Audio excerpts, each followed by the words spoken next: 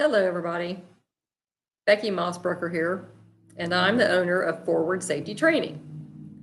I was trying to do a live video on another platform, and it wasn't being very friendly to me. So I've decided to try to do it here instead. So this is my YouTube channel, in case you have not noticed. I have a lot of different videos up here about safety stuff. That is what I am all about. So my business was started because I didn't feel like there was a lot of safety courses out there for women in particular. So started my own company, took lots of training, have lots of hats. You can see my list of hats at home. My baseball caps with all the names of all the stuff I do. But anyway, I'm here tonight to talk about safety on our streets. So I'm going to do this in a condensed version, just in case things don't work out so well again. And my main goal is to not make you all afraid of what's happening in your cities, but to bring awareness to your mind of the kinds of things that are happening in your city, and in hopes that you will take your safety seriously and that you will do something about that, like carry some kind of protective device, or at least an ink pen. I mean, something, if nothing, and nothing else, a pen. So what we're going to talk about is some safety statistics. So let me find my presentation because it got put in the background. So just bear with me one moment. I will have everything up and going.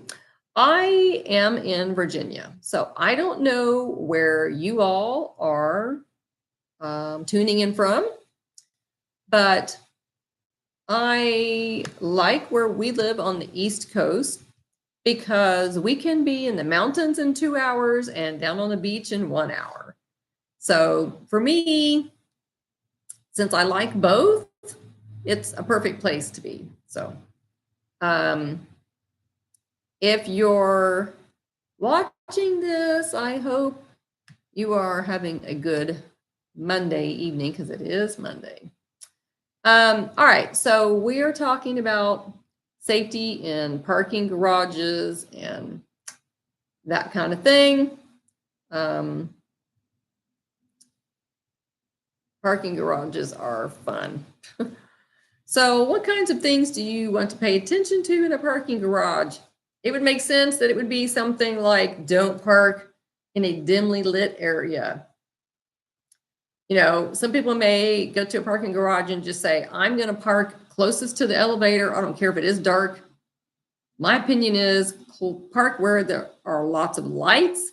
And if you have to walk a little bit extra, if you can walk, then, walk, get some steps in.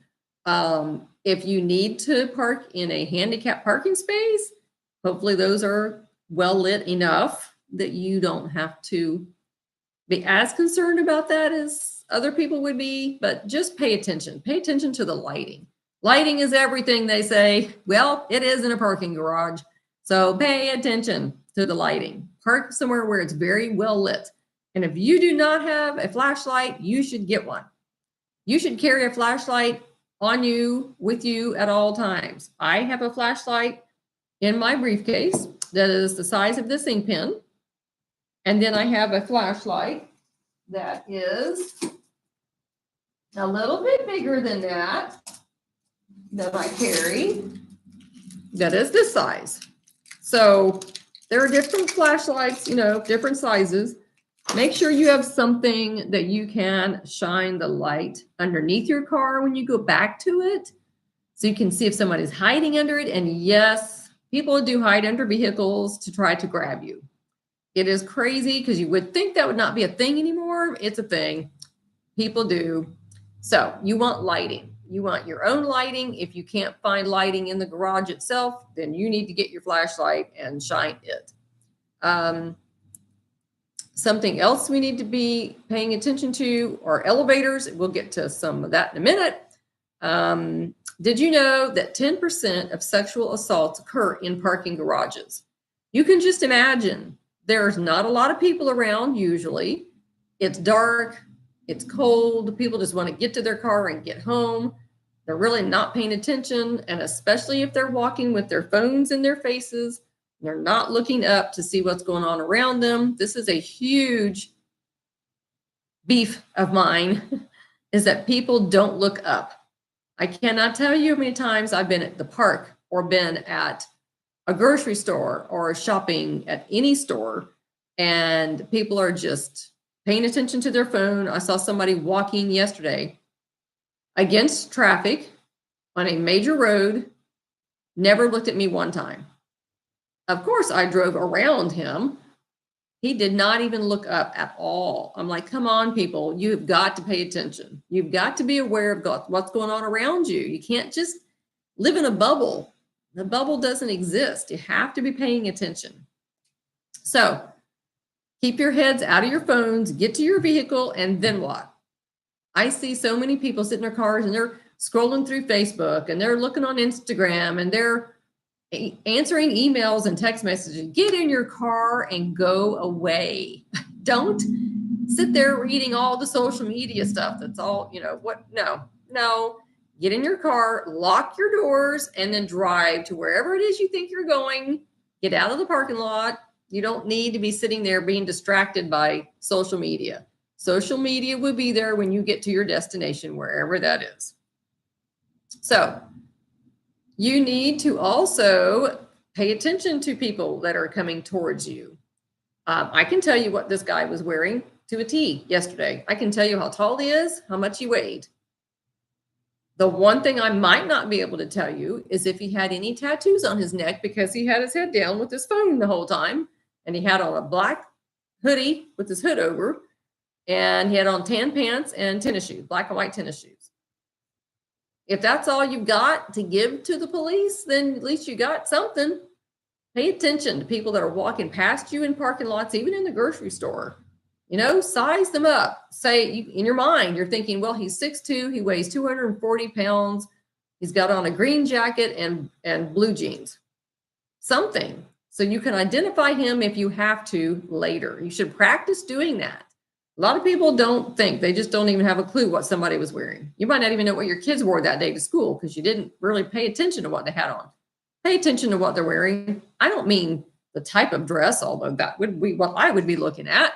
I would also be looking at the colors. What are they? Green shirt, blue jeans, red tennis shoes? Like what? What were they wearing when they left the house that day? You might have to identify that later, and you just never know. All right, let's see. What else can we talk about with this? Keep your head up. Keep your keys in your hand when you're walking to your vehicle. Don't be like digging in your purse at the last minute because you didn't get them out already. No.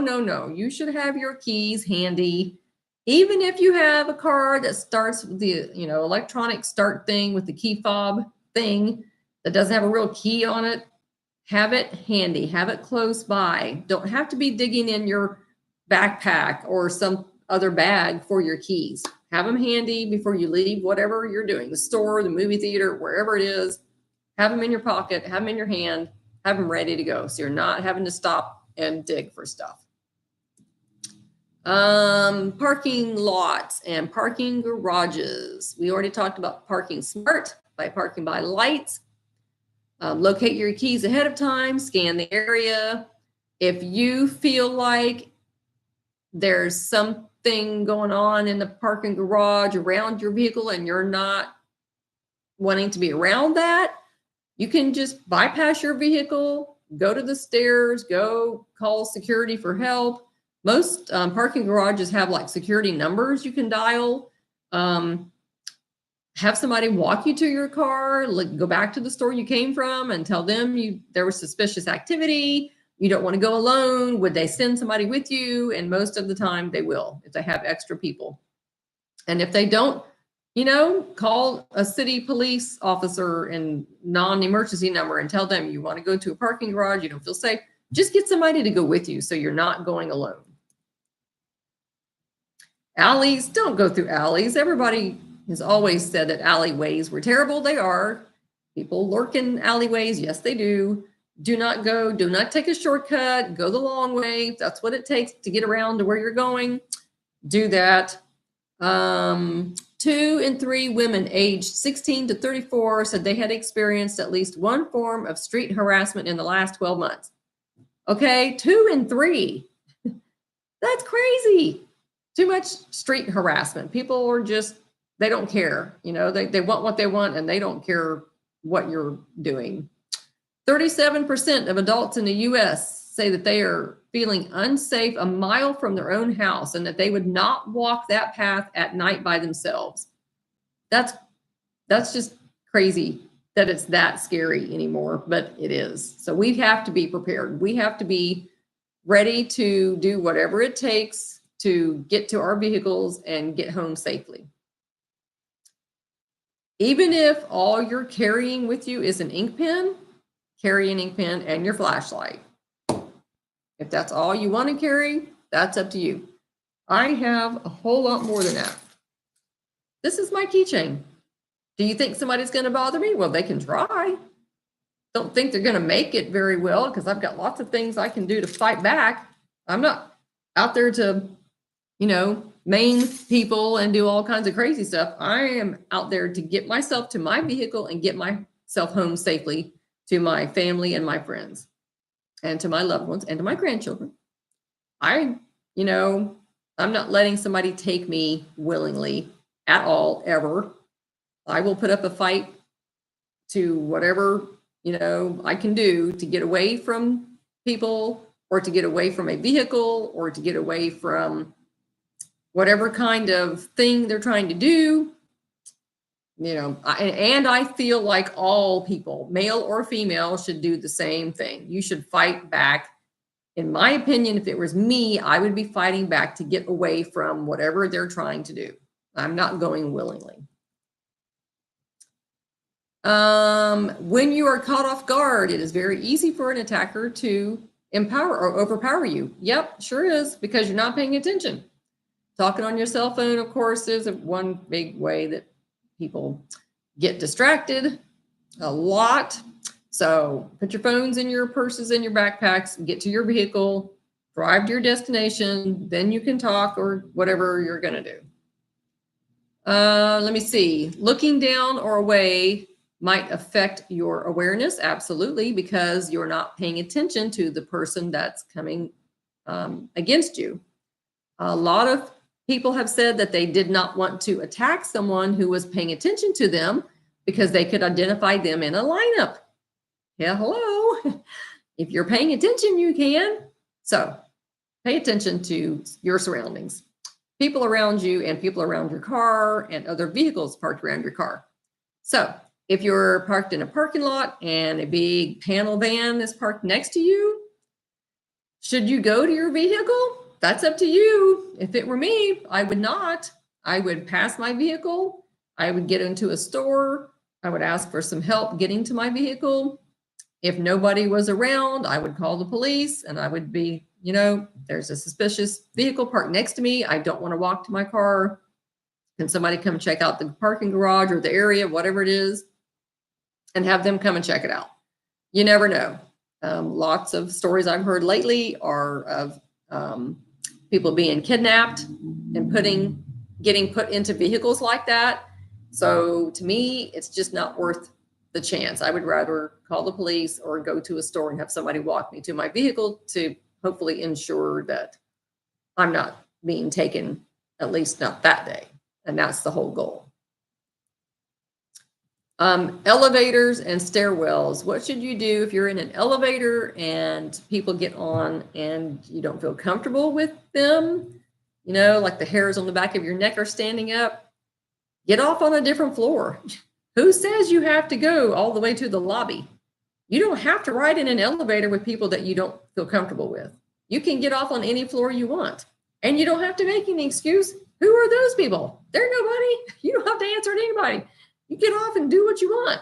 So don't think that man, he saw me push, room 7. So you're on the bottom floor and you're going up to room 7. You don't have to get there. You can push 5 and, just get off on any floor you want. As soon as I get off on an elevator and I get around the corner, what do? I'm looking around. I'm looking to see if anybody got off the elevator with me. And if they did, and I don't feel comfortable, I'm going to do something. I have, a plan in my head, which means I've thought about this. I have a plan what I'm going to do. You should have a plan too.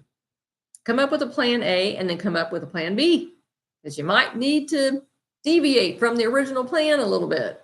So have a plan B. You never know when you might need it. All right. If you have anything that you can use other than an ink pen, what can you use? You can use a personal alarm. You can use whistles. You can use stun guns, pepper sprays, Kubotans, all the stuff, tasers if you have one. I mean, you can use all kinds of things. If you need information on all those things, you can contact me. And I'm on all social media everywhere. It's either going to be under my name, Becky Mossbrucker, or under my company, Forward Safety Training. In either case, I can give you links to items that you can purchase, that you can use for safety. And I can also set you up with training that I teach on those safety devices to make sure that you are using them correctly and properly, and that you can be trained on how, hopefully, people will not turn those items and use them on you. There are some tricks to that. And I can tell you, I can teach you that, and I can show you that. So send me a message. Find me on social media anywhere. I'm everywhere, on all of it. And let me know that you have questions, and I promise you I can help you out. All right. I hope you all enjoyed this. I tried to make it quite not as lengthy as it could have been. So again, if you have any questions about anything safety related and you just need some clarification or you want to purchase some items, just let me know and I can help you out with that. I hope you stay safe. That is my entire goal here, to keep everybody safe. And I hope you enjoy the rest of your evening. It is 7 o'clock on the East Coast. So enjoy yourselves, and we will see you soon online. Bye.